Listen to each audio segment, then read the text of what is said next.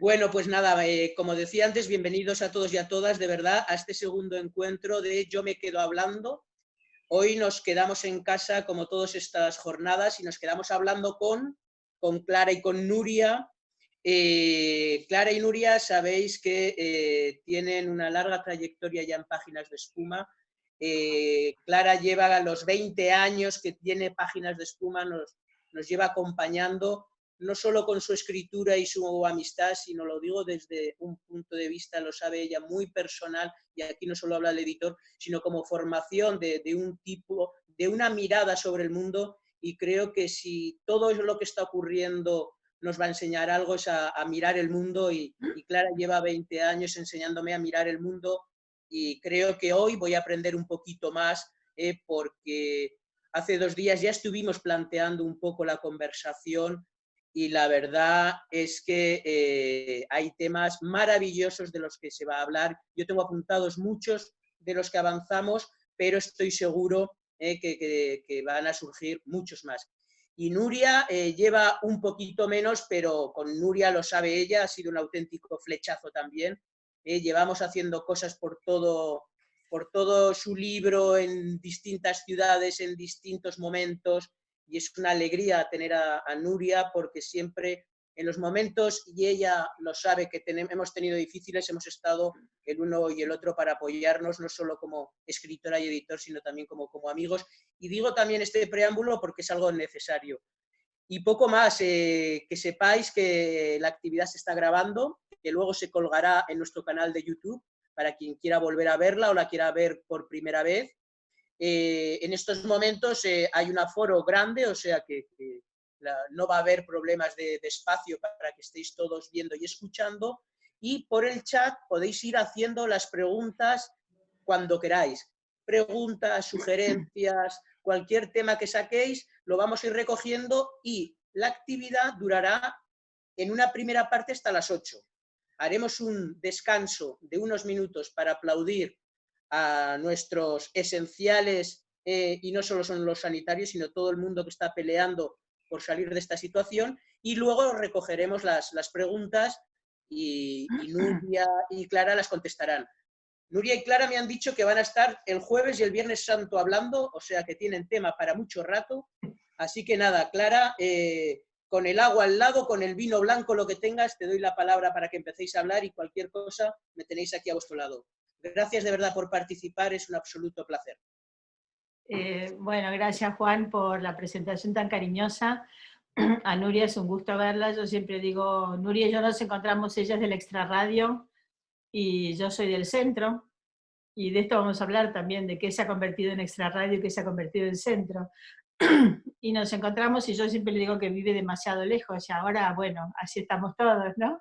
Quería deciros que me vestí muy elegantemente, ¿veis? Tengo un tacón sobre la mesa, ¿no? Un tacón sobrio como me compete a mí, y Nuria va con su camisa verde, o sea que nos estamos tomando el encuentro con toda la dignidad del mundo. Hace prácticamente un año salíamos por la calle, por el barrio de las Letras, a presentar la Biblioteca de Agua, con una especie de manifestación cívica en la que hablamos de literatura, paseamos, mostramos los mitos de la ciudad. Y bueno, ese sería un escenario como casi fantástico en este momento, o sea, pensar que podemos salir 100 personas a caminar y conversar. Y cuando empecé a pensar la charla con Nuria, que tenemos millones de temas, la verdad, a ver cómo nos organizamos, lo primero que me vino a la cabeza fueron las Torres Gemelas, y este primer momento donde el mundo se fractura y las fronteras se endurecen de una manera pertinaz, de manera que cada vez que atravesamos un aeropuerto, poco más tenemos que desnudarnos a ver si no somos terroristas, ¿no? Entonces es un momento donde Europa también se blinda hacia el interior y construye cada vez más muros hacia el exterior. Es un momento donde las fronteras toman una fuerza inusitada, hasta que llegamos a este momento donde el COVID o coronavirus, o como queráis llamarlo, nos obliga a replantear el tema de las fronteras, porque nos obliga a encerrarnos en nosotros mismos. Cuando empiezo a estar encerrada en casa, como todos vosotros, tengo una oferta de escribir un libro de una pequeña editorial valenciana con Quique Parra, que me proponen escribir un poco lo que me dé la gana. Entonces, súbitamente yo dije que sí, y dije, bueno, voy a escribir sobre un tema que a mí siempre me ronda, que es el tema de la frontera. ¿Y cómo? El libro se va a llamar Una casa lejos de casa. Y el libro lo he escrito en 15 días, poco más o menos, espero que Quique no me escuche, y termina así. Bueno, no puedo, como no tengo impresora, no lo puedo imprimir, no lo puedo corregir, así que hay una primera redacción que dice así termina, dice: termino este libro encerrada en casa en los arduos días del coronavirus, cuando para luchar contra una epidemia se cierran las fronteras. Encuentro una etimología antigua y curiosa. Epidemia viene de epi más demos, residir en un lugar en calidad de extranjero. La apunto y dejo de escribir. En la abrumadora inmovilidad de las calles, el silencio está formado por 1000 silencios. Llevamos semanas confinados y no se puede atravesar la puerta. La frontera es el umbral.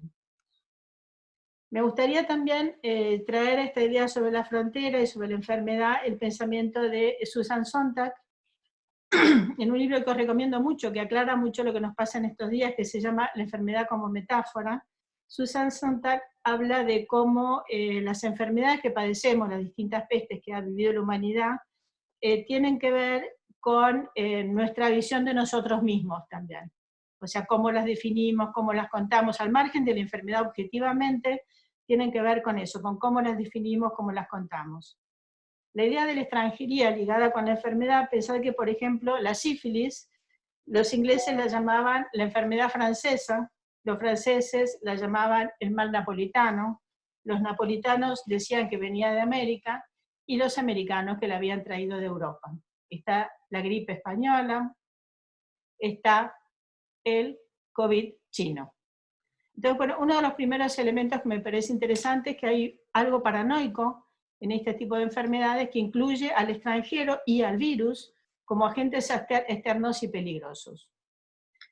Hay una pregunta que me hago, estos son para charlar luego con Nuria, sobre cómo se va a inscribir el aislamiento en nuestra ciudad. ¿Qué vamos a hacer con este aislamiento y qué nos va a traer después? Un aislamiento que deja a la ciudad desnuda de sus propios problemas. O sea, yo vivo en la Puerta del Sol, y la Puerta del Sol estamos mostrando ahora sus aspectos más, como su esqueleto. Es una zona donde no hay población prácticamente, no hay porque no hay. Quiere decir, estamos viendo también fotos de los cascos de las ciudades antiguas donde no hay nadie. No hay nadie porque en los cascos de las ciudades europeas no hay nadie, no vive nadie. Son ciudades tomadas por el turismo, tomadas por el mercado, y los centros urbanos europeos se han convertido entonces en cascarones. ¿Qué podemos hacer? Una pregunta que me surge con respecto a las ciudades. ¿Podemos convertir la ciudad en un lugar inmune? O sea, ¿podemos ser inmunes? ¿La salud vendrá de esta imposición de fronteras, de destruir la comunidad en la que vivimos para ser inmunes? ¿O vendrá del equilibrio entre los seres humanos? ¿Qué lugar tiene la literatura en todo esto? Es una buena pregunta.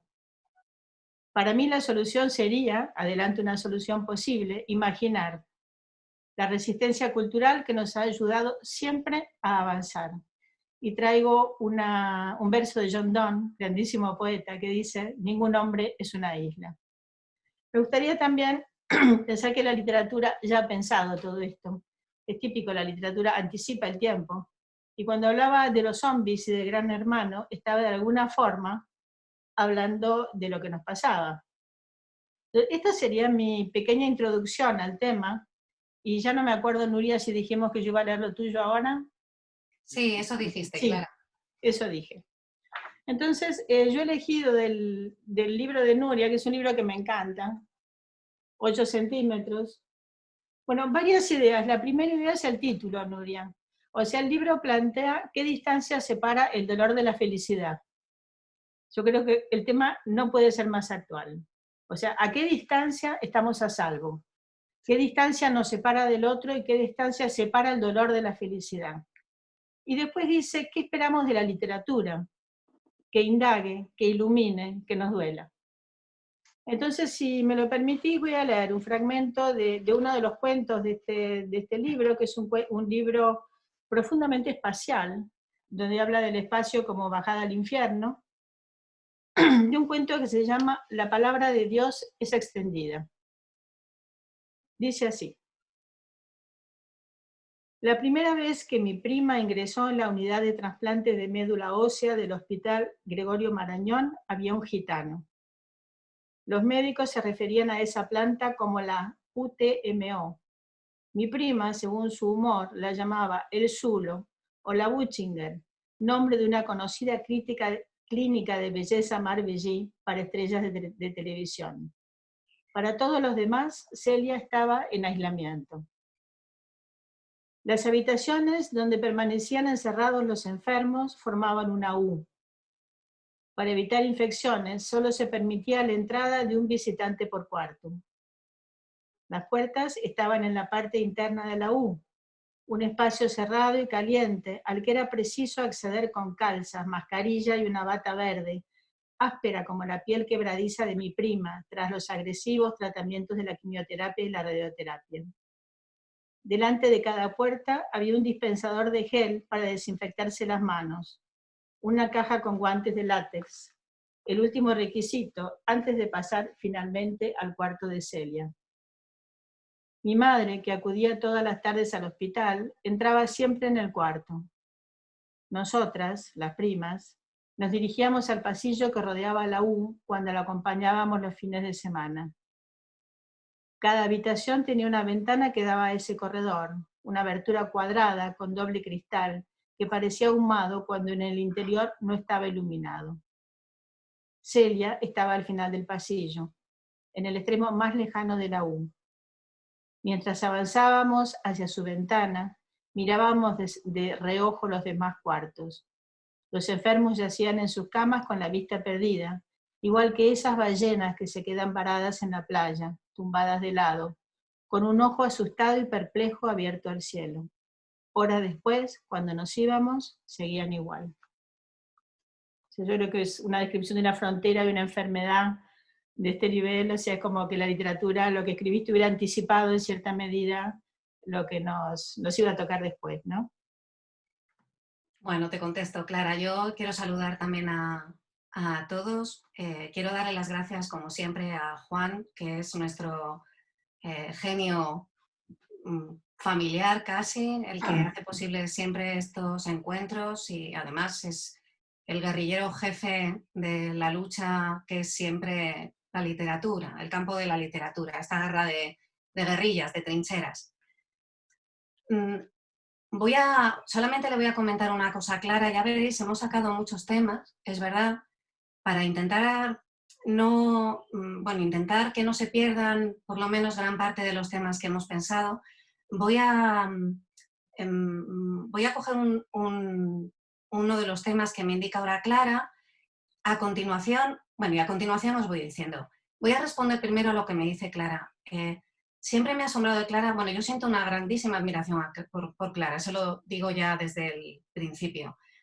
Foster habla siempre, se lo escribí una vez en una reseña que hice de Salsa, de su libro Salsa, que Foster habla siempre de la cámara de resonancia literaria, donde los escritores se hablan unos a otros a través del tiempo y del espacio. Y yo le comentaba a Clara que ella forma parte de mi cámara de resonancia literaria, porque siempre, todos los libros de Clara a mí me suscitan lo que más me gusta de la literatura, me suscitan muchas preguntas, me obligan a pensar, me invitan a jugar, que el espíritu, esos dos elementos, la reflexión y el espíritu lúdico, para mí son ingredientes esenciales de mi concepto de la literatura.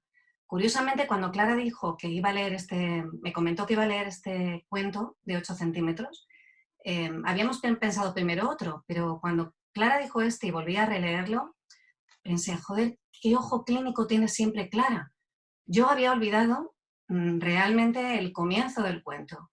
Y ese comienzo de esta historia, de esta chica que está en la planta de trasplante de médula, en realidad describe muy bien, se convierte casi en una metáfora de la situación que estamos viviendo. Porque nosotros, obligados a estar confinados, obligados a estar encerrados en nuestra casa, somos los enfermos.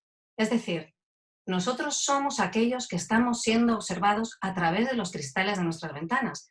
Y literalmente somos los enfermos, porque cualquiera de nosotros, como bien sabemos por el COVID, podemos ser portadores asintomáticos. Podemos ser portadores sintomáticos y asintomáticos. Cualquiera de nosotros, en cualquier caso, simboliza el peligro metafórico o real, porque el peligro, la amenaza, puede surgir en cualquier momento. Entonces, todos esos elementos que menciona al principio del cuento, los guantes de látex, la mascarilla, el gel desinfectante, es exactamente lo mismo que estamos haciendo ahora y casi sobrecoge pensar cómo la realidad, el juego que hay siempre entre la realidad y la ficción, cómo la realidad al final termina, tiene un poder máximo de imposición sobre la literatura. Hay una cosa entre realidad, hay un juego entre realidad y ficción que me parece muy interesante. Yo creo que en eso Clara está de acuerdo conmigo. Hay una cita de T.S. Eliot que dice, vivimos la experiencia, pero perdimos el sentido. Cuando recuperamos el sentido, cuando encontramos el sentido, recuperamos la experiencia. Que eso es exactamente lo que hace la literatura. Y lo que nos está pasando ahora. Estamos viviendo una experiencia, la experiencia pandémica, pero no sabemos su sentido. Y cuando nos pongamos a trabajar literariamente sobre ello, nuestro propio trabajo literario será un trabajo de indagación, de búsqueda de sentido que permitirá dar sentido, reconstruir la experiencia. Bueno, dicho esto, aunque luego sigamos hablando de algunos de los temas que ha comentado Clara, quiero empezar con una cita. Yo voy a leer ahora un cuento suyo de La Biblioteca de Agua, de su último libro, pero antes quiero empezar también por el carácter visionario que tiene muchas veces la literatura, ese carácter de Cassandra, de alguien que habla y vaticina, pero a quien nadie escucha, ese carácter que tiene en este caso la cita que abre el libro Salsa de Clara. Y la cita es del siglo XVII, es de Hugo de San Víctor, y dice así: el hombre que siente que su patria es dulce, todavía es un tierno principiante. El que piensa que toda tierra es como la suya, ya es fuerte. Pero verdaderamente libre es aquel para quien todo el mundo es una tierra extraña. Y en eso se ha convertido el mundo para nosotros, en una tierra extraña. Y dicho esto, doy el salto porque quiero, igual que ha hecho Clara, quiero empezar leyendo un texto suyo, un relato maravilloso que cierra La Biblioteca de Agua, que habla de cómo era el mundo antes de la pandemia, antes de las bacterias, antes de que la diosa creara el planeta en el que estamos inmersos. Dice así, bueno, se llama Génesis, el océano de lava. Antes de que se levantara el barrio de las letras, antes de que la ciudad se edificara sobre el agua, antes de que Europa se alejara de América, antes de que existieran los continentes, antes de que Pangea los uniera, antes de que se enfriara la litosfera, es decir, en el origen de todos los orígenes, el mundo era un océano de lava. Entonces llegó la diosa y vio que todo estaba por hacer y atrajo a un planeta que chocó contra la Tierra. Así brotó la luna. Eso fue el primer día. En el segundo convocó un bombardeo de meteoritos que, percutiendo sobre la Tierra, embalsó el agua y creó la hermosura del mar. Satisfecha la diosa, suspiró, y a ese soplo de vida lo llamó atmósfera, palabra compuesta de atmos, vapor, y esfaira, esfera. Y soñó con un pueblo sin academia, que sería la piedra angular de las etimologías. Cuando el mundo era ya un hermoso planeta azul, cocinó la diosa en el caldero de los océanos una sopa burbujeante de vida, bacterias, microorganismos, algas y musgos, monstruos de las fosas abisales, movedizos artrópodos que pisarían tierra firme, simios curiosos de los que descendemos nosotros. Dicen que en el Jurásico el choque con un meteorito expulsó al espacio parte del agua primitiva y esta riada creó el primer enigma. ¿Se replicó en el cosmos el agua con la que nos duchamos? Algunas tradiciones sugieren que la diosa cabalgó sobre esos ríos turbulentos y se marchó a organizar otras galaxias. De su obra colosal no se habla, porque del silencio de las diosas se nutren las cosmogonías. Esta es la historia del origen. El resto son batallas. Caín y Abel. Bueno, es una belleza de texto. Me gustaría comentar varias cosas. Una es, el final del texto habla de Caín y Abel, y la primera parte del cuidado, en realidad, ¿no? O sea, me parece que uno de los grandes dilemas de nuestro momento es si vamos a salir batallando o cuidándonos, ¿no? O sea, si vamos a seguir con las metáforas de la guerra, o si vamos a ir hacia las metáforas, yo diría más maternas, por decirlo de alguna forma, donde no estarían Caín y Abel dándose con un hueso o una quijada en la cabeza, sino más bien la diosa limpiando el planeta, cuidando, viendo cómo están las cosas y que todo esté más armónico. Me parece, de la primera parte de lo que dijo Nuria, la idea de buscar el sentido, quizá es lo que hemos estado haciendo, Nuria, y por eso tenemos tantas fichas, porque es imposible encontrar el sentido en medio de la pandemia. O sea, una cosa es llamar a la reflexión, que yo creo que es lo que tenemos que hacer todos los que nos dedicamos al arte, al pensamiento, a la ciencia, ¿no? Llamar a la reflexión, y otra cosa es encontrar el sentido. Encontrar el sentido nos va a costar bastante más, ¿no? Y me gustaría añadir, antes de que tú cambies de tema, la idea de la palabra crisis, que también mencionaste, que quiere decir decidir, separar. O sea, la idea de crisis no quiere decir superar nada. Una crisis da cuenta de algo que se rompe y que hay que analizar y estudiar. O sea, lo que nos toca después, con lo que quede y lo que quede roto, es volver sobre ello y analizarlo y estudiarlo. Eso es lo que recomendaban los griegos, que son gente de mucho conocimiento. Te toca. En esta crisis, a mí, antes comentaba con Clara, antes de que empezáramos la conversación, que realmente a mí lo que me interesaba más de esta charla era cómo filtramos nosotras como escritoras el mundo, lo que está sucediendo, cómo filtramos literariamente todas las paradojas, porque realmente esta pandemia, lo que de momento yo tal como la percibo, lo que ha provocado es un montón de situaciones paradójicas, contradictorias. Es como un terremoto en el que se juntan conceptos que aparentemente, como un oxímoron, junta conceptos antagónicos y sin embargo de esos conceptos saldrá algo nuevo y ojalá algo muy potente. ¿Por qué digo esto, por ejemplo? Porque en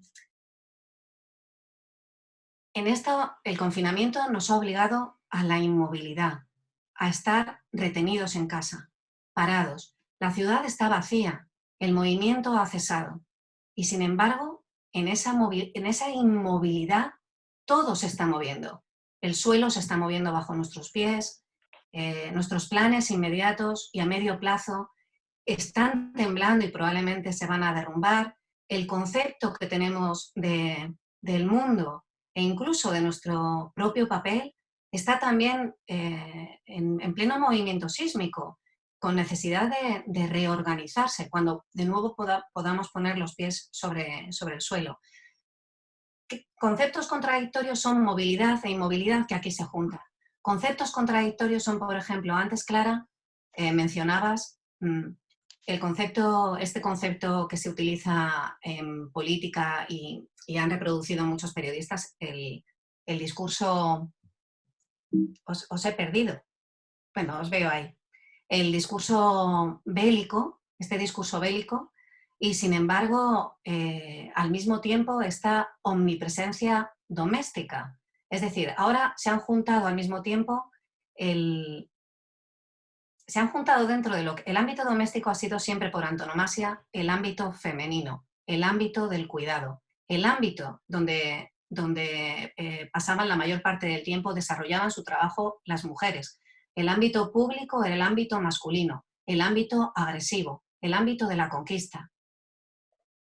De repente, hombres y mujeres, características tópicamente masculinas y tópicamente femeninas, se ven encerradas, combinadas dentro del ámbito doméstico. Y el ámbito doméstico de repente se convierte al mismo tiempo en un ámbito de paz y de guerra. La convivencia puede ser terrible, de serenidad y de turbulencia.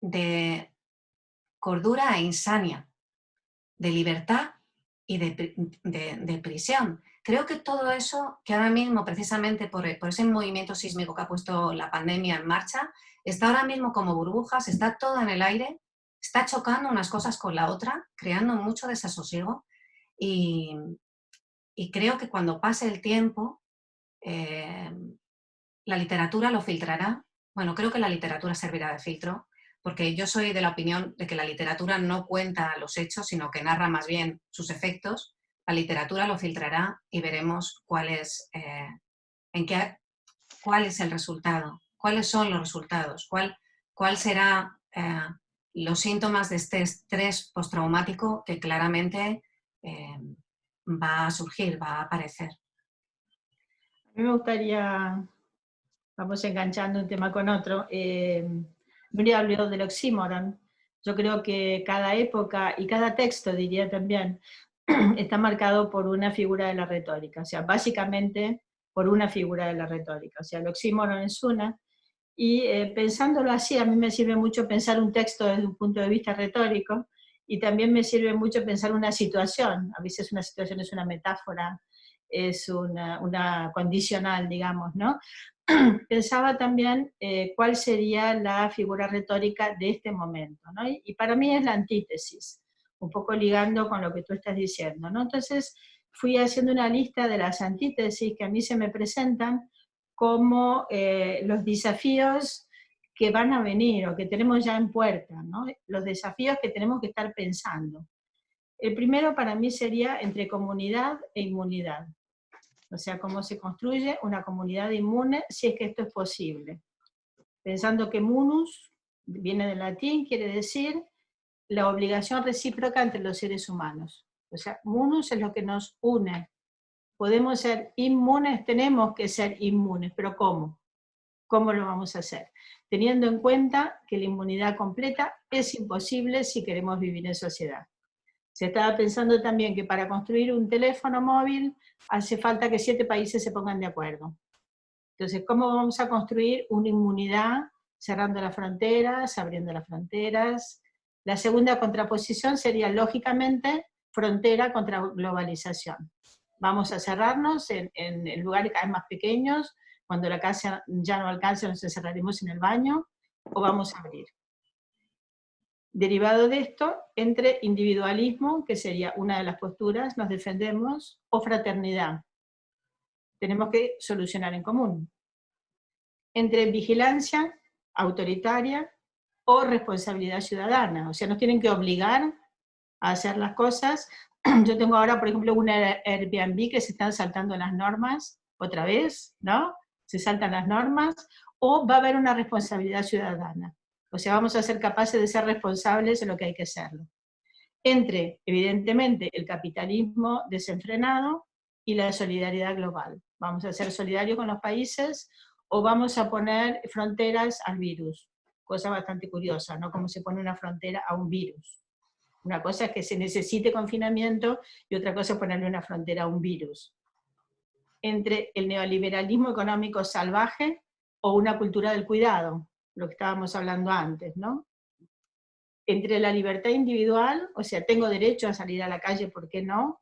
O las necesidades colectivas, es necesario que me recluyan. Entre, por fin, el aislamiento nacionalista o la solidaridad mundial. Yo creo que no son pocas antítesis retóricas para pensar en estos días de confinamiento, ¿no? O sea, ¿cómo vamos a salir de este tema teniendo situaciones tan confrontadas y entendiendo siempre el otro lado de la confrontación? O sea, el miedo es totalmente razonable, se entiende.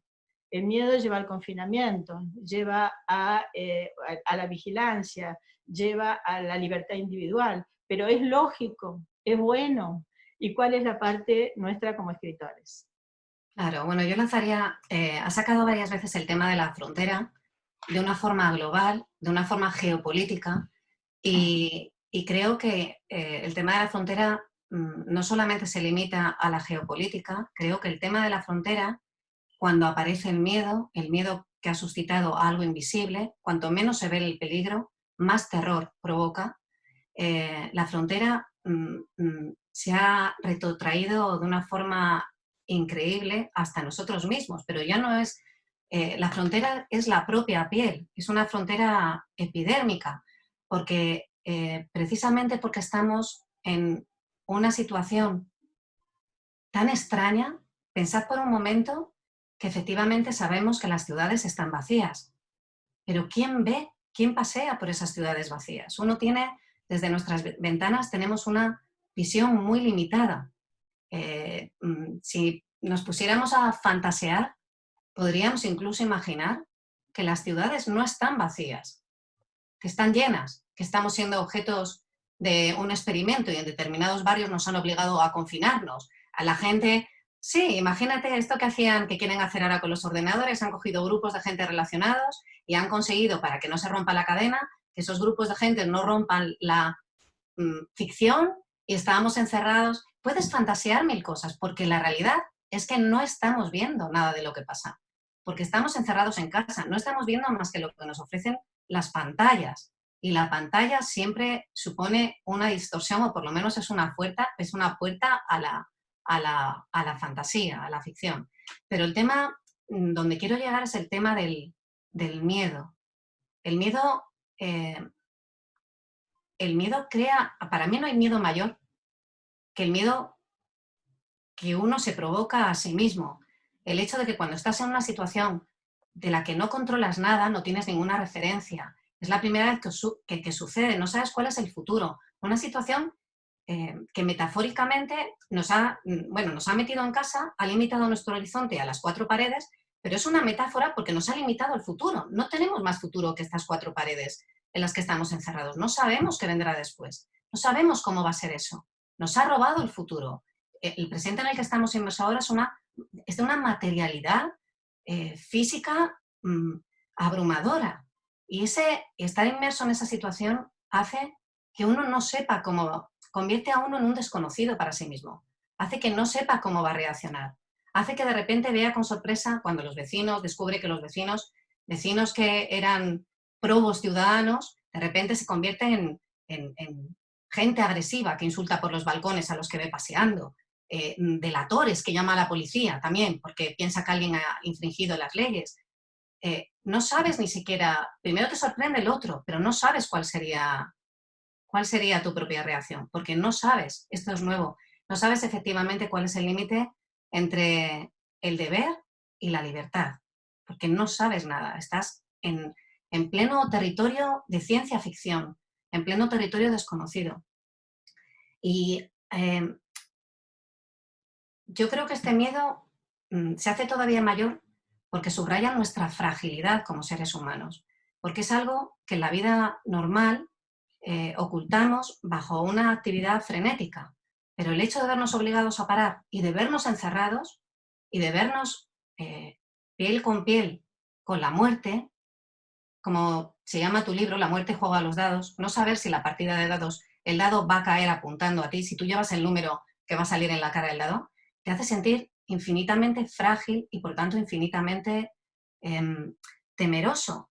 Y todos esos temas, el miedo, la fragilidad, la extrañeza, al final hacen que probablemente, por ejemplo en mi caso, una de las primeras decisiones que he tenido que tomar, llevamos 4 semanas de confinamiento, una de las primeras decisiones que he tenido que tomar es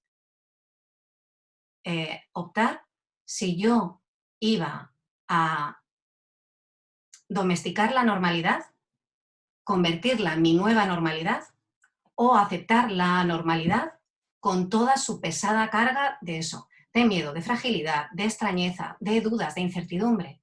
Y esa ha sido la primera decisión que he tomado. Y yo personalmente he decidido que yo no voy a domesticar la normalidad. Esto es profundamente anormal. No quiero vivir lo normal. Estoy convencida de que va a haber un antes y un después. Y creo que para poder reaccionar cuando me toque salir, para poder reaccionar con más o menos sensatez, ahora necesito vivir todo esto. Miedo, extrañeza, fragilidad, ciencia ficción, todo eso. No sé, ¿tú cómo lo vives, Clara? ¿Tú has tomado esa decisión? ¿Has optado por una cosa o la otra? No, te diría que he tomado la decisión inversa. ¿no? Estoy de acuerdo en que somos totalmente frágiles y hemos tomado conciencia de esa fragilidad.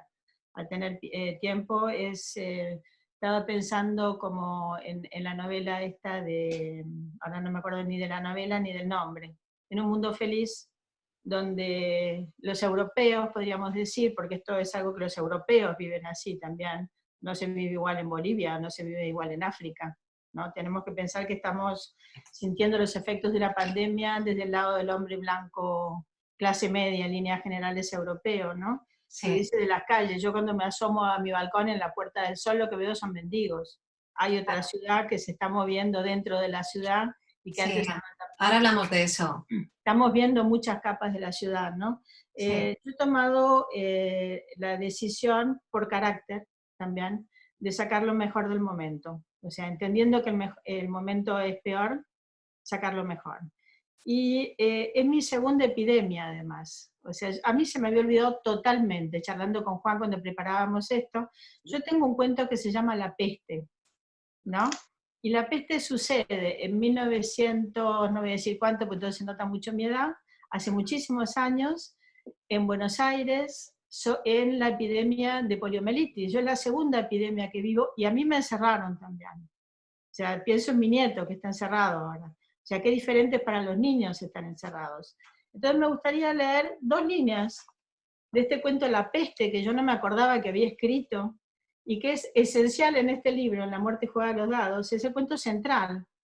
¿Y qué le pasa a la niña que es protagonista? Ella unifica la peste política, el peronismo entonces, con la peste de una vaca muerta, el olor, y dice, es una niña que está en un jardín, ¿no? En un jardín encerrada por la peste, dice. Era una sensación rara, placentera, una oscilación festiva, un pendular gozoso. Cuando sea mayor voy a ser escritora, pensó. Voy a ser escritora para contar todo esto. Pero primero tengo que vivir. Y sintió que en ese mundo que se desmoronaba, nada ni nadie podría con ella. Entonces, esa es mi forma de ver la realidad también. O sea, yo he vivido varios derrumbes, varios. Entonces, creo que nadie nos ha dado un contrato de que nuestra vida va a ser feliz. Más bien nos han dicho lo contrario, pero no nos gusta creerlo, ¿no?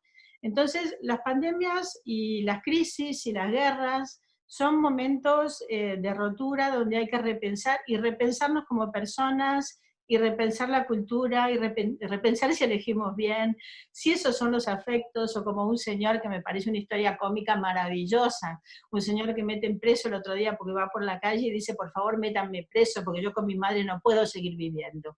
A mí me parece una historia maravillosa, ¿no? Entonces yo pienso que siempre, al final de los momentos terribles, que todos los tenemos a nivel individual o a nivel social, hay alegría de vivir, hay el Decamerón de Boccaccio, ¿no? Hay encerrarnos en el momento de la peste para contar historias. Y yo creo que eso nos salva. Entonces yo he decidido en este momento cumplir un horario de escritura a rajatabla, pero no puedo con la ficción, no puedo con la ficción. O sea, la fragilidad de la que tú estabas hablando, que es muy importante, esa fragilidad a mí me lleva a no acercarme a ese pozo con Z, pozo, que todos conocemos, ¿no? Los que somos escritores sabemos muy bien el vértigo de la creación, ¿no? O sea, uno para ser un creador honesto tiene que acercarse a un pozo y ser capaz de retratarlo, diga lo que diga y salga lo que salga del pozo. Yo eso no soy capaz en este momento. O sea, estoy cuidando mi fragilidad, manteniéndome en el borde y trabajando textos más teóricos. ¿No? Eso sí lo puedo hacer, puedo pensar, es una época que me hace pensar, no puedo crear de ninguna manera. Bueno, yo no quería dar a entender que aceptar la normalidad supone rechazar el impulso vital, ¿no? Bueno, aparte que es imposible, porque forma parte de nuestra naturaleza. No doy por hecho, Nuria, el impulso vital y como 2 posturas frente a eso. Claro, lo que pasa es que, fíjate, a mí, sin embargo, la normalidad me parece... cada uno habla desde su pequeño metro cuadrado, ¿no?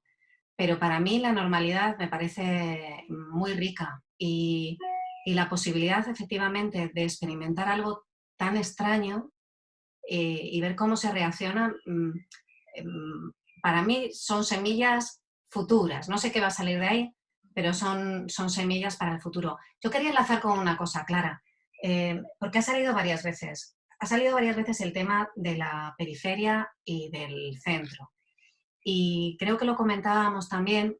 Una de las cosas que más me llama la atención desde que se empezó, ahora mismo quien está narrando la pandemia son los periodistas, básicamente.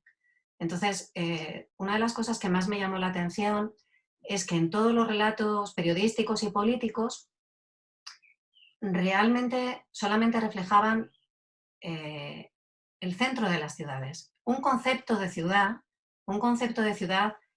civilizado, que puede ser, no es tu centro, que tú vives en el kilómetro cero, pero sí es un centro pequeño burgués. Pero dentro de su concepto de ciudad vacía, dentro de su concepto de confinamiento, no entraba esa periferia deteriorada, maltrecha, que habitan un sector de la población enorme. Los alcohólicos, los locos, los drogadictos, los marginados, gente que no tiene ni casa. A mí me llamó, ahora que dices tú lo de este señor, que quería que le metieran en la cárcel, me gustó mucho también para mostrar cómo el concepto de centro y de periferia va variando según quién habita, según donde habite cada uno. Salió una noticia en la prensa de que en un barrio de Mallorca, Son Baña, que es un asentamiento de venta de droga más conocido de Mallorca, los habitantes del poblado habían cerrado ya una carretera de acceso, nada más. Entonces habían cerrado la carretera de acceso con sillones desvencijados y con tierra para evitar que nadie entrara en el poblado, porque el poblado es su centro. Para ellos el poblado es el centro y la ciudad es la periferia. Y los que vienen de la ciudad para comprar son el peligro, son quienes traen el virus. Entonces, este virus realmente, una de las cosas que tiene en su extrañeza es que hace todo extraño. Desbarata todas las categorías, centro y periferia, bueno y malo, inmune y común. Sí, estéril y soledad, también todo esto. Y eso es, bueno, eso también es interesantísimo, esa especie de cambiarte los anteojos, ver la realidad de una forma completamente nueva, a la que ahora nos vemos obligados todos, pero que luego veremos cuando nos pongamos a escribir, a crear, a pintar, a componer música, qué es lo que sale de allí. Porque yo no tengo nada claro que vaya a salir nada, un mundo mejor, ni más solidario. Ahora, lo que sí que creo es que esto es un meneo al centro de todos y, por tanto, al centro creativo. Y creo que, de nuevo, lo que ha demostrado esta situación, lo que decía antes, es que todas las Casandras siguen siendo silenciadas, por más que hablan con mucha claridad. Ya nos habían avisado de esta pandemia desde hace muchos años y, además, incluso con precisión, que sería una infección pulmonar. Nunca escuchamos a Casandra. Deberíamos escribir sobre Casandra. Mira, me parece que hay un elemento que a mí me falta, que son los aplausos, ¿no? Los aplausos en la ciudad. O sea, estamos confinados, pero la gente ha encontrado una manera de expresarse de todas maneras.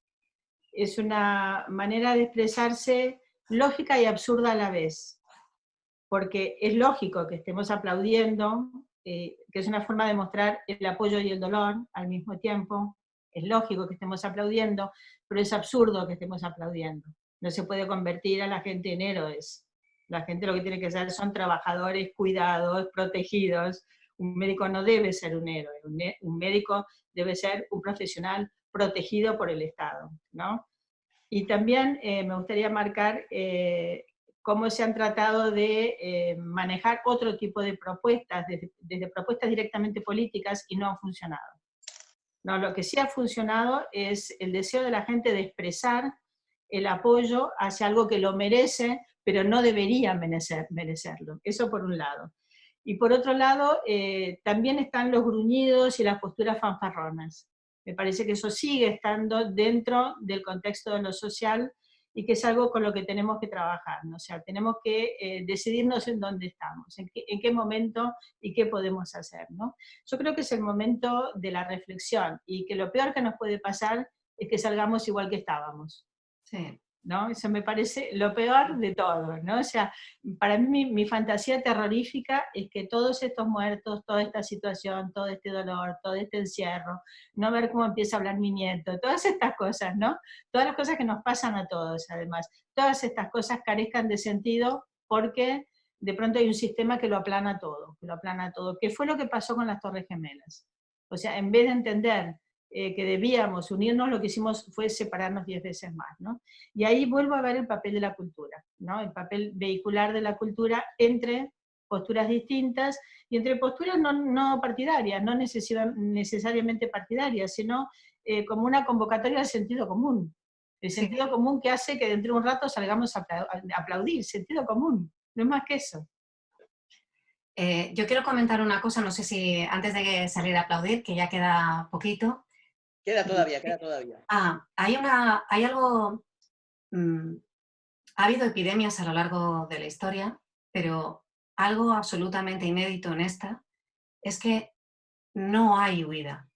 Que aunque quisiéramos escapar, el virus está en todas partes. No hay huida. Eso es, cuando uno lo piensa, no solamente estás confinado en casa, estás confinado en el planeta. El confinamiento es mínimo y máximo. Ya te digo, es otra de esas paradojas que ha traído la pandemia.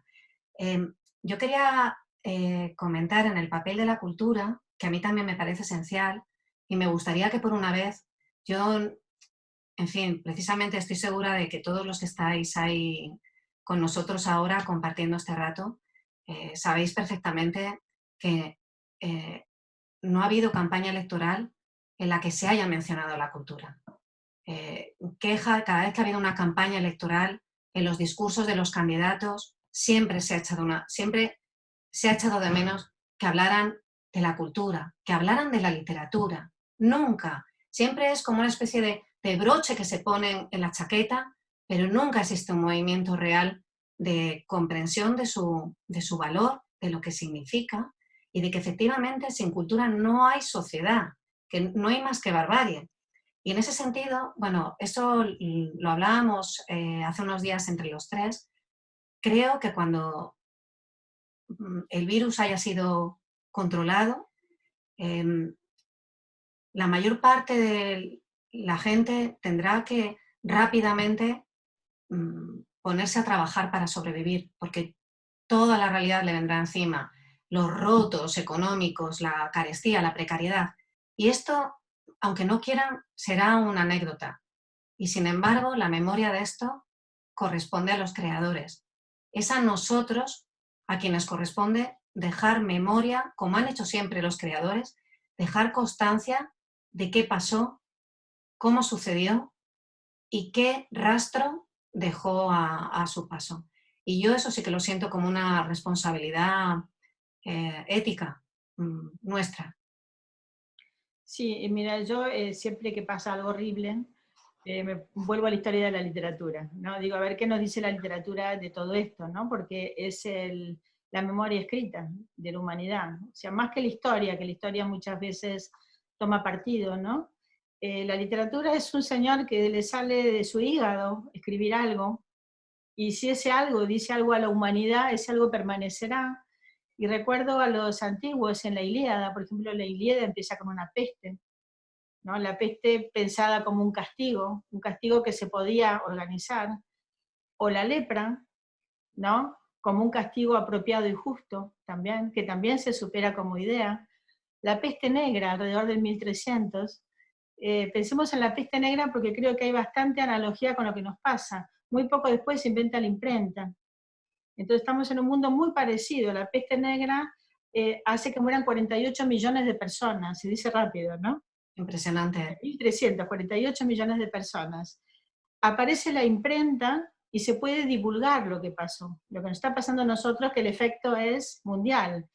Pero detrás del 1300 viene el Renacimiento, donde el arte viene a tomar un lugar central. ¿no? O sea, esta gente que vivía esta situación espantosa, precientífica además, es capaz de después salir por la creación y surge el Renacimiento. O sea, uno de los mejores momentos creativos de la humanidad. Y de allí tomé dos tópicos que me interesaban mucho también. ¿De qué hablan esta gente? ¿De qué habla Boccaccio encerrado con sus 10 amigos contando cuentos? Y sacan dos ideas. Una es la nave del Estado, un término que hoy en día todo el mundo conoce, o sea, estamos todos en el mismo barco, quiere decir esto. Y el otro es el cuerpo místico de Cristo. Somos parte de un mismo cuerpo. O sea, estas dos enseñanzas, que son del 1300, parecen como esenciales. Estamos en el mismo barco. Y si se enferma un miembro del cuerpo, se enferman todos los demás, ¿no? Y después pienso también en Diario del Año de la Peste, en Defoe, que lo que nos muestra es que la narración de la peste sucede muchísimo después. O sea, cuando Defoe escribe este libro, que es uno de los más importantes sobre la peste, realmente tiene 5 años. O sea, él tenía 5 años cuando la peste. Y lo escribe muchísimo después. Y después de estos momentos rupturistas, si el ser humano tiene cierto nivel de cabeza, lo que viene es la posibilidad de reciclar y rebobinar. O sea, avanzar. O sea, yo es que soy optimista por naturaleza, lo reconozco, ¿no? Creo que es un momento de pensamiento, sin duda, que será un momento de creación. Yo creo que los que hacemos ficción nos cuesta más, o sea, tenemos que digerir. No sé si los poetas serán más rápidos, no tengo ni idea, ¿no? Pero los que hacemos narrativa tenemos que digerir todo esto, aunque esto va a ser una marca de la época. Y pienso también en la gente que es muy joven, en los niños. Los niños van a ser los historiadores del coronavirus. Probablemente un niño de hoy, esto establece una marca tan fuerte en su vida que va a ser capaz de reflexionar sobre lo que le pasó, como me pasó a mí con la epidemia de la polio. Bueno, antes de que empiecen los aplausos, sí quería mencionar, precisamente porque estamos hablando, y me parece importante, estamos hablando mucho del espacio, de la marca que deja, de la marca que va a dejar a tu nieto. Lo que decíamos una vez, lo mismo, ellos terminarán siendo llamados la generación pandémica, porque son ellos los que van a recibir la impronta en sus años de formación. Pero tan importante como es el espacio, la vivencia del espacio, es la vivencia del tiempo. Porque tu nieto, de una forma mucho más irreflexiva y por tanto mucho más profunda, está viviendo un tiempo, está teniendo la experiencia de un tiempo, de una vivencia del tiempo distinta. Está viviendo casi la vivencia de un tiempo religioso. Sabes que las culturas religiosas distinguen siempre entre el tiempo lineal, que es el tiempo cronológico, y el tiempo real, que está más allá de los relojes. Y en el tiempo real es realmente donde se producen las verdaderas improntas en el alma. Este es el tiempo real. La pandemia ha introducido dentro del tiempo lineal, ha detenido el tiempo lineal, lo ha mandado a tomar por saco y ha creado el tiempo real. Un tiempo que no sabemos ni siquiera cómo se vive. Y probablemente es ese tiempo, esa vivencia del tiempo, la que a ti te marcó cuando pasó la polio, y será la que le marque a él, y de alguna forma también aparecerá en lo que hagamos nosotras. Tendríamos que aplaudir ahora. Bueno, entonces, ¿qué hora es? O sea, quedan 5 minutos. Quedan Juan, 5 dinos algo, minutos. que te tenemos muy callado. Sí, bueno, la verdad es que estoy escuchando, he tomado un montón de notas, o sea, no he parado de escribir y tomar notas. De hecho, tenía precisamente la vivencia del tiempo, ¿no? Había algo muy interesante que ya comentamos la vez pasada, Sí. que era la anulación del tiempo real, ¿no? O sea, no solo nuestra normalidad se enfrenta a la anormalidad y a partir de ahí se toman decisiones, sino que el tiempo real se nos anula de alguna forma, ¿no? Y estas últimas reflexiones, la verdad, que me han parecido que unían el espacio donde estamos ahora viviendo estas últimas semanas. Me parece que el hallazgo Clara de encontrar inmunidad y comunidad y enseñarnos la frontera y que se diluye entre las dos palabras ha sido maravilloso. O sea, en el fondo, este ejercicio que nos has hecho de finalmente que la creación y que pese a lo que podamos pensar llegará un momento mejor, es merecedor también de un aplauso enorme, ¿no? Si os parece, si os queréis cerrar ya en 2-3 minutos, si queréis decir algo antes de que os pase las preguntas después del aplauso, si queréis concluir, tenemos un par de minutos. Bueno, yo para concluir, de una manera muy rápida, haría una defensa de la cultura del cuidado, ¿no?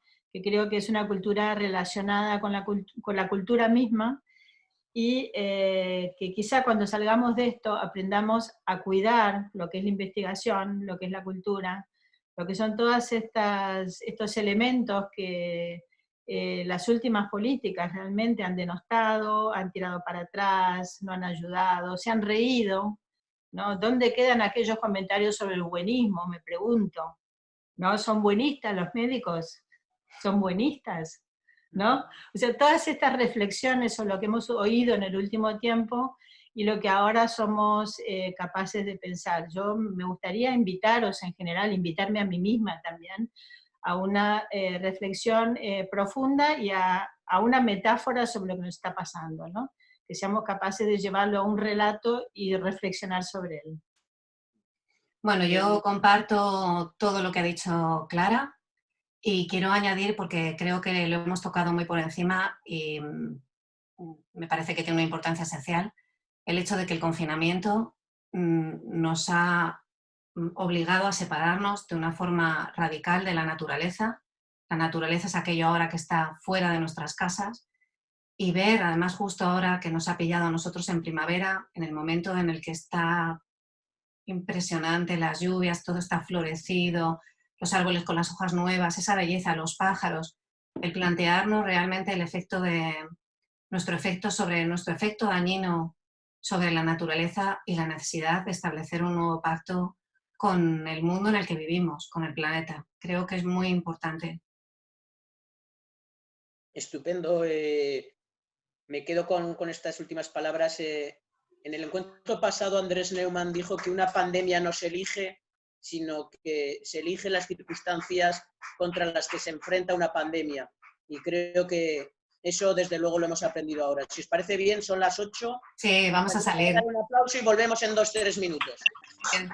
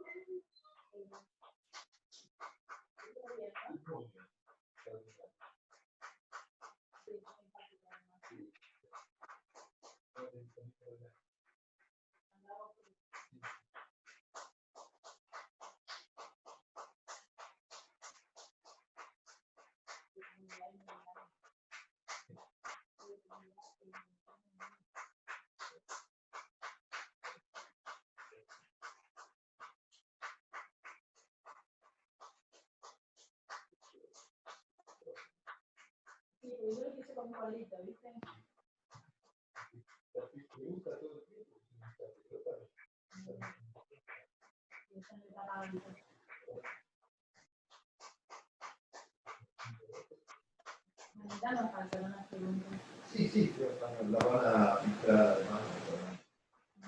Sí, sí. 200 personas. Sí, muy bien.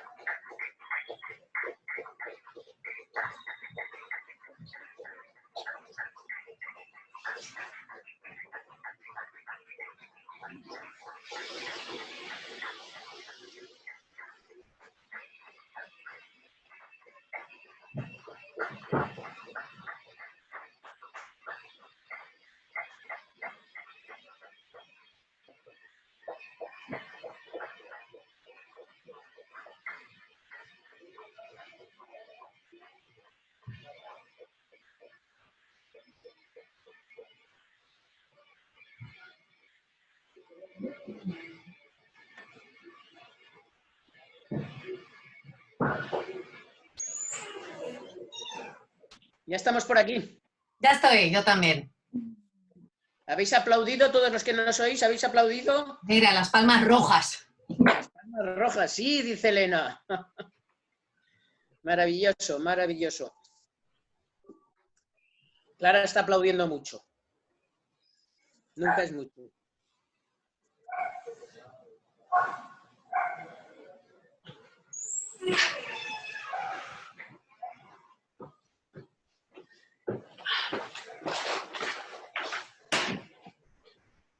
Buenas. Muy buenas. Pues bueno, ya estamos aquí todos de vuelta, irá volviendo la gente, pero si os parece, os traslado alguna pregunta. Almudena Sánchez nos pregunta sobre el concepto del miedo, que es algo que también hace 2 o 3 días cuando estuvimos hablando lo planteamos y ahora se ha nombrado un poquito aquí, ¿no? O sea, más allá de ese miedo que da de que no nos podamos ver, que haya esa distancia que impide que estemos cerca, que no nos podamos ver, ¿cómo valoráis o cómo veis la evolución del miedo?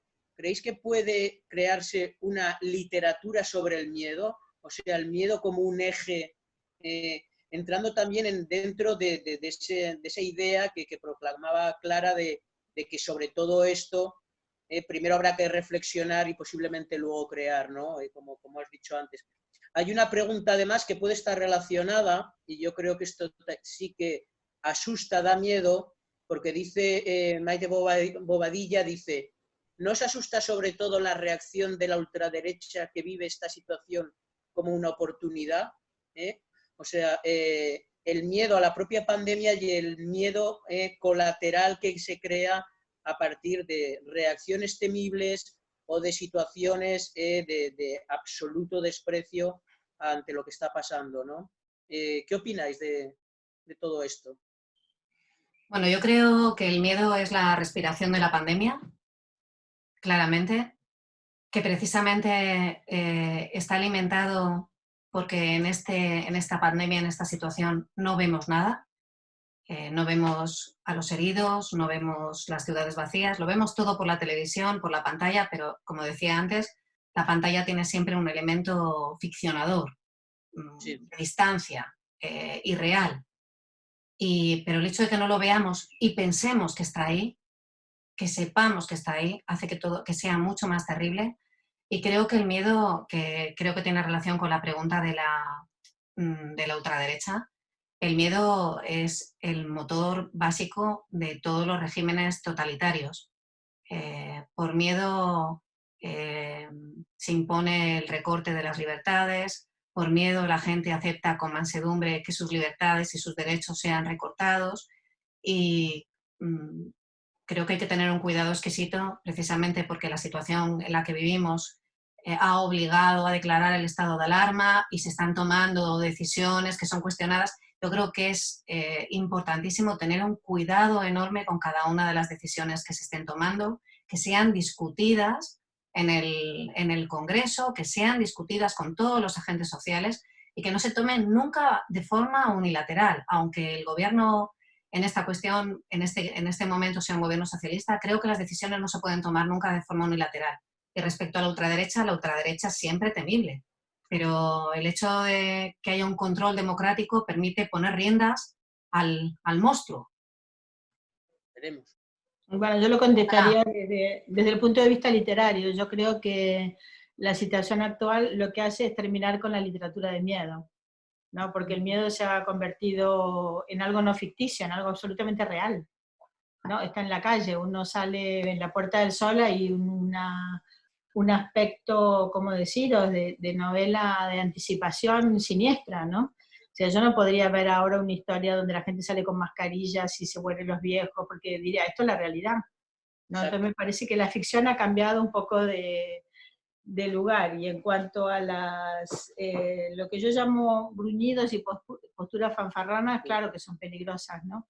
Por eso yo creo que el lugar de la cultura es fundamental porque obliga a pensar. Y pienso también que es un momento de emergencia, que es muy difícil en este momento hacer las cosas demasiado bien. O sea, esperemos que dure poco y podamos reflexionar. Pero en este momento yo creo que no están las cosas para cambiar por la mitad y cambiar en algo que nadie sabe demasiado bien, que esa es la verdad, ¿no? Que estamos enfrentando algo que nadie conoce del todo. Un poco relacionado con este lado político que hemos hablado, pero que también sin duda tiene un aspecto literario y creativo. Hay una pregunta de Mónica Crespo que me gusta mucho, porque dice, me pregunto cómo contar el confinamiento y la pandemia sin tematizarlo. Es decir, cómo encontrar los efectos y encontrar un sentido a la experiencia sin describirla. Yo creo que ¿Cuál eso es la estrategia narrativa? Porque, por ejemplo, dice, la distopía ya es una vía agotada. agotada, se agotó. Sí, El se día que agotó, nos encerraron se agotó la distopía. Yo creo que la literatura siempre se ha planteado este problema, en todos los niveles.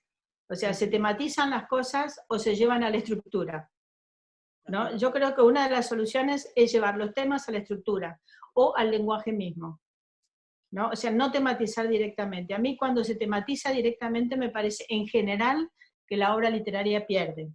Se hace más comercial y pierde. Sin embargo, cuando se tematiza desde la estructura, se funciona de otra manera. Sí. Bueno, yo creo que la distopía es la nueva novela costumbrista, se va a convertir en la nueva novela costumbrista. Es el año Galdós, yo diría, es el año Galdós. Efectivamente, el año Galdós en el siglo XXI. Sí. Y yo creo que la literatura se mueve siempre por calles laterales. Y lo único que hay que hacer es tomar las calles laterales. Ahora, ¿dónde están esas calles? Evidentemente no hay callejero. Eso hay que explorarlo y averiguarlo trabajando. Sí. Bueno, la literatura ha dicho cosas sobre esto. Lo represento en un ejército, lo represento en La peste de Camus, lo represento Boccaccio, lo represento contando historias divertidísimas y porno.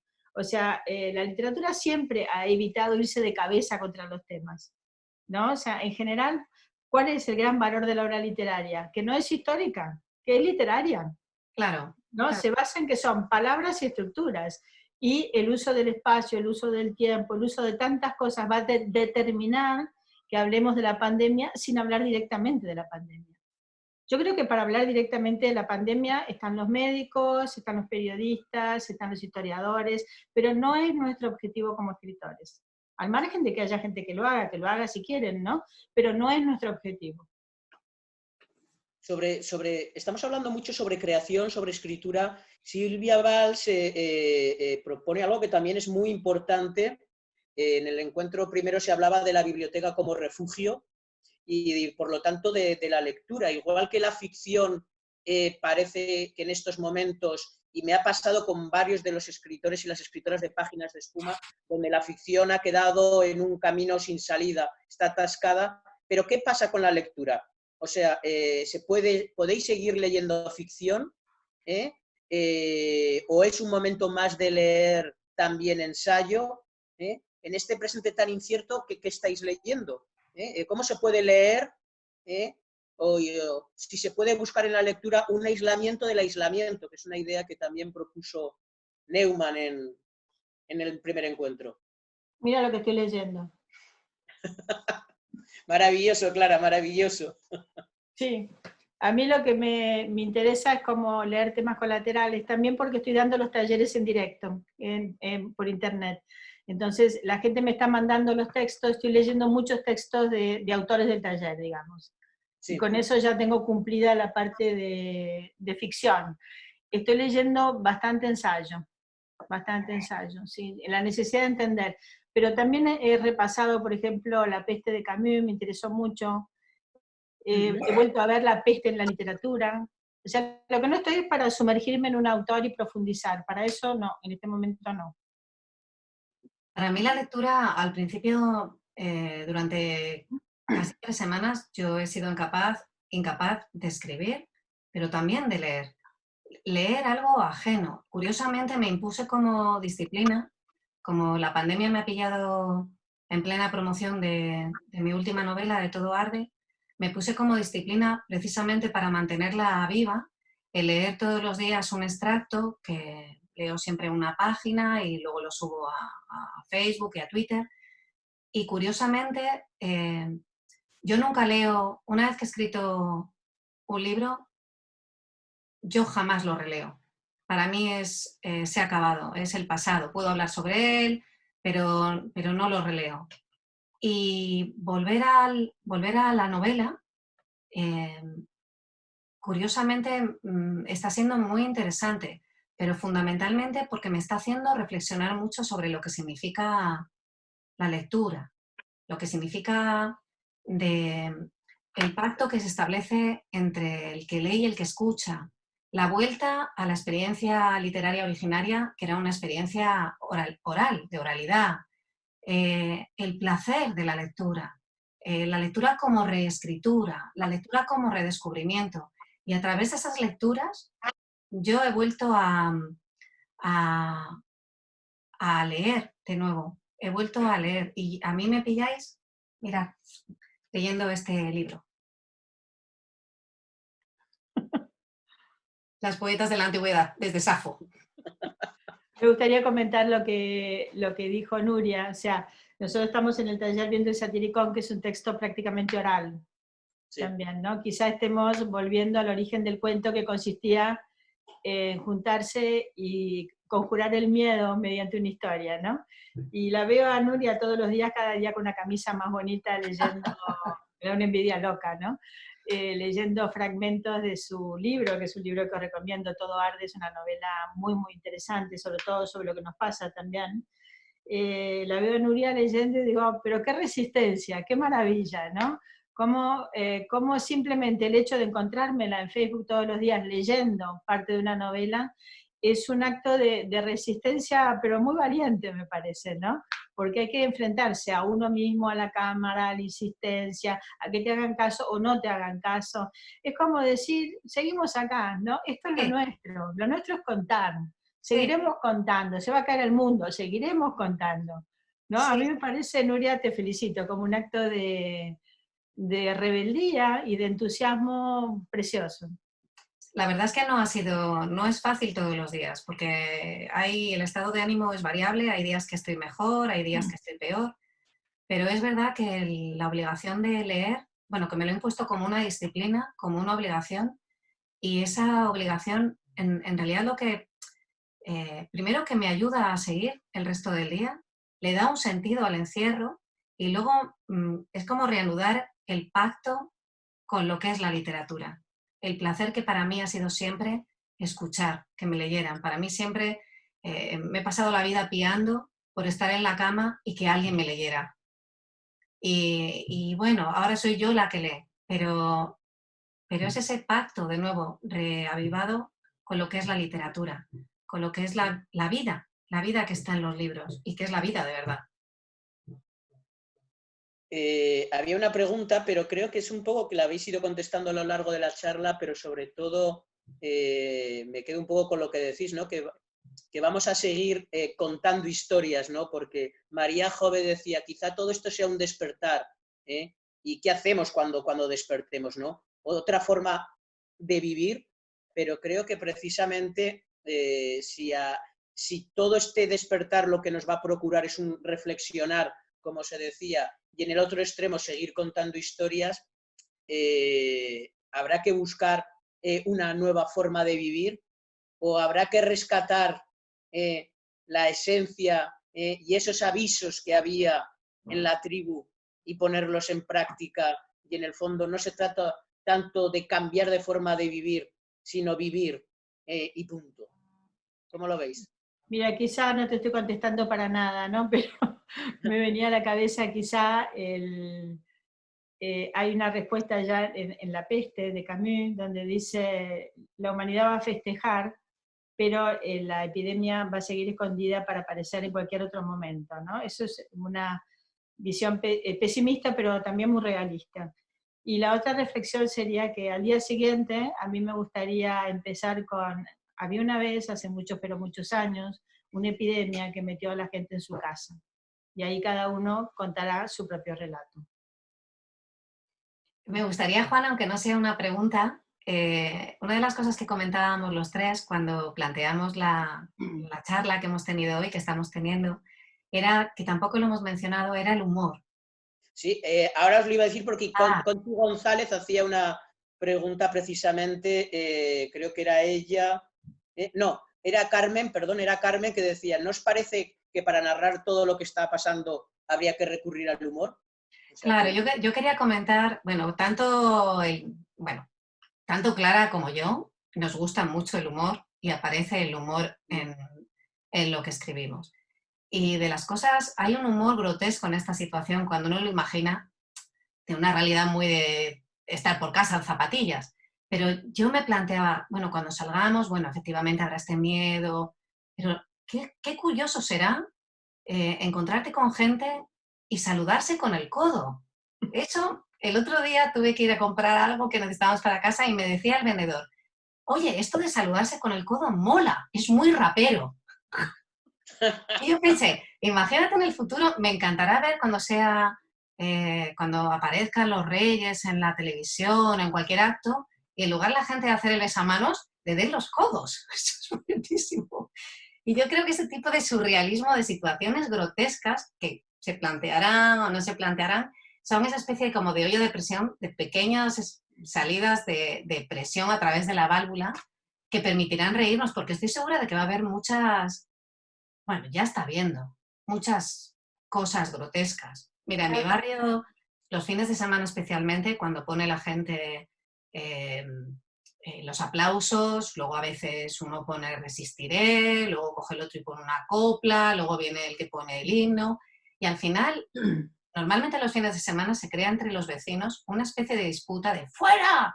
¡Calla ya! ¡Cambia la música! Y es hasta gracioso, ¿no? Estos DJs espontáneos y los que, como si estuvieras en una discoteca. Bueno, pues yo creo que todas estas cosas grotescas también permearán la escritura, de alguna u otra forma. Bueno, y luego que hay cosas que leemos de una manera extraña. Por ejemplo, nos parece que darnos la mano va a ser muy bueno y abrazarnos, cuando en realidad darse la mano, uno le daba la mano al otro para demostrar que no iba armado, y se palmeaba para demostrar que no llevaba ninguna cosa puesta encima, ¿no?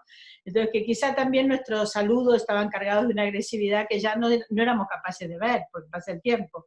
Y quizá el codo, ¿no?, sea el nuevo saludo del coronavirus, y que sea bonito también, ¿no? O sea que, bueno, nadie, probablemente mi nieto, tan mencionado en el día de hoy, no recuerde por qué nos saludamos con el codo. O sea, yo creo que la cultura lo que hace es asumir todos estos hechos graves, que diría Borges, los hechos graves que están fuera del tiempo, ¿no? Asumir los hechos graves y convertirlos en la comedia humana, así vivimos, ¿no? No, está muy bien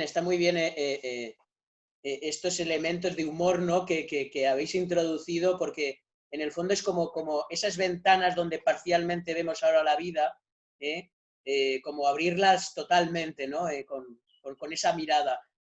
Una pregunta que a lo mejor va más para Nuria, y con esto ya casi estamos ya acabando, porque hemos hablado muchísimo de ensayo, hemos hablado mucho de creación, pero sobre todo orientado a prosa, sobre todo a cuento, novela.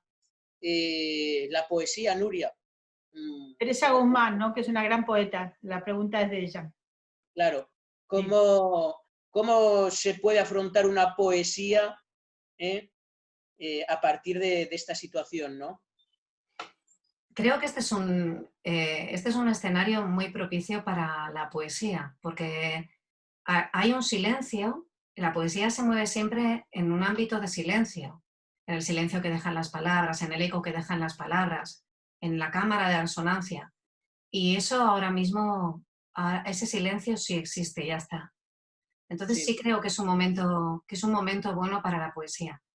Yo ahora mismo no estoy escribiendo, como os he dicho, no estoy escribiendo nada porque sigo estando en estado de shock, sinceramente. Y en cierta forma estoy como quien teme con los sentidos aguzados de quien teme por su supervivencia, de quien no sabe qué va a pasar mañana.